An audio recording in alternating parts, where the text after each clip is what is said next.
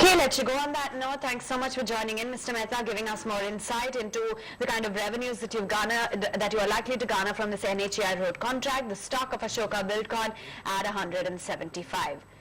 Let's shift gears then and focus in on some of the other managements as well. Prabal Basu, C&MD, Balmer Lawrie joins in to give us a sense of the numbers. And Mr. Basu, welcome to the show. Run us through the highlights.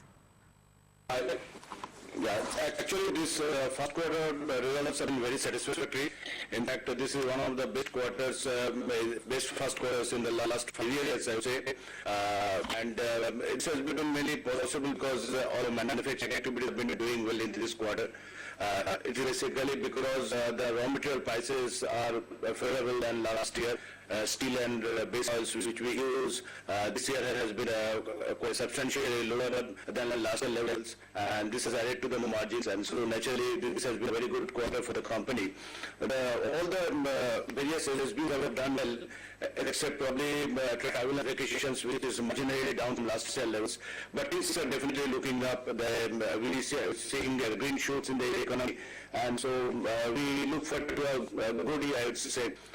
Only the second quarter, as normally is, second and third quarters are slightly challenging for the company, traditionally because of seasonal factors. So let us see. I think the position will be more clear once the second quarter ends.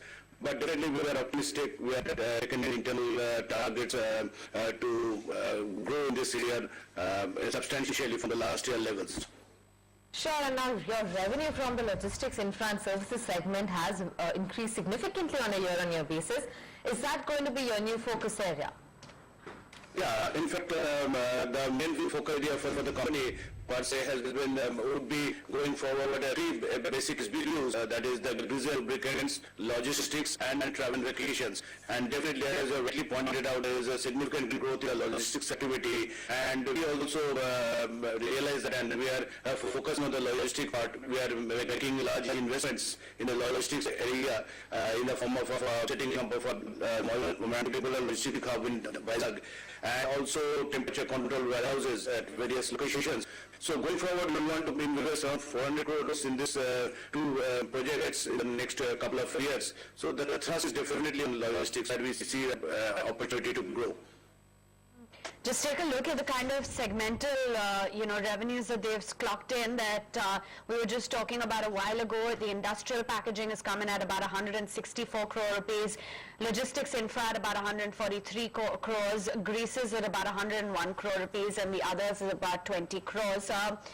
I just want to talk a little bit about, whether or not Balmer Lawrie is being considered for disinvestment, and if you can also just tell us what kind of targets as well you're setting out in terms of sales and margins. No, as on it, we have no information about the government's intention to go in for some disinvestment of Balmer Lawrie. It is not on the disinvestment radar as of now. So I would say that presently we have no such information. As regards to the sales revenue and the profitability of the company, we are optimistic. As I said earlier, we were optimistic for the current year, and in fact, first quarter is really 35% more than last year. But I should not say that that cannot be extrapolated, because as I said earlier also, the second and third quarters normally is a challenging period for Balmer Lawrie. But we definitely look forward to a good growth in the current year, and we have taken aggressive internal targets, and we have revamped our distribution channel in the business and lubricants. We are getting into newer, I would say, contracts within the C&MD area. We have got into the defense portal with the defense authorities for the air ticketing. So we look forward to definitely good growth in the current year, and we are optimistic about it. But I would say the only challenging factor will be the growth in the economy in respect of exim trade, because our holistic activities definitely depend on the economic conditions, particularly in the exim trade in the three major ports, Bombay, Chennai, and Calcutta.